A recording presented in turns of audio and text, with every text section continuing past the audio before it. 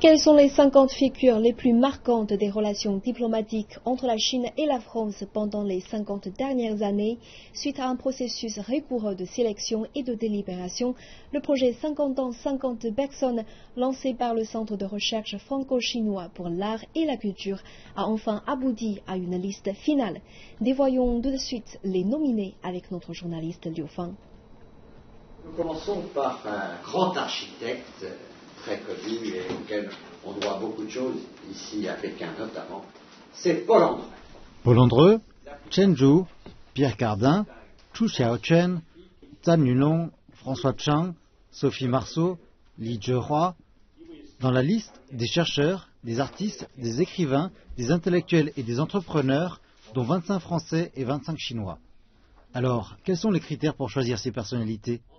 Alors, c'est pendant 50 ans qui ont vu l'établissement de relations diplomatiques entre nos deux pays. Beaucoup ont contribué, beaucoup de personnes des deux côtés ont contribué au développement de la coopération entre nos deux pays.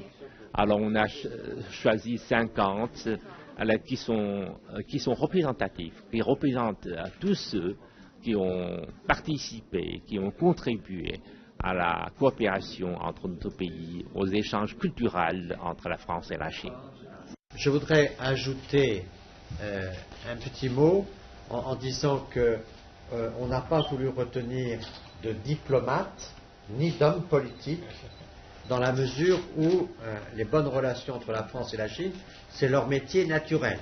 Parce qu'autrement, il est évident que des grandes personnalités, le général de Gaulle, le président Chirac, évidemment de grands ambassadeurs comme M. Ho Chi Minh seraient naturellement les têtes de liste. D'après le comité de sélection, les 50 personnes sélectionnées sont des individus qui ont œuvré inlassablement au rapprochement des relations franco-chinoises et qui cristallisent les échanges culturels. Par exemple, dans le domaine nucléaire, qui est un domaine très représentatif de la coopération franco-chinoise, on a sélectionné Zhan Yulong, un expert qui a bâti des liens de coopération entre la France et la Chine. Après la réforme et l'ouverture de la Chine, les échanges technologiques et économiques entre la France et la Chine sont entrés dans une nouvelle phase. J'ai eu la chance d'y contribuer par mes efforts. La France est le premier pays qui a coopéré avec la Chine dans le domaine nucléaire.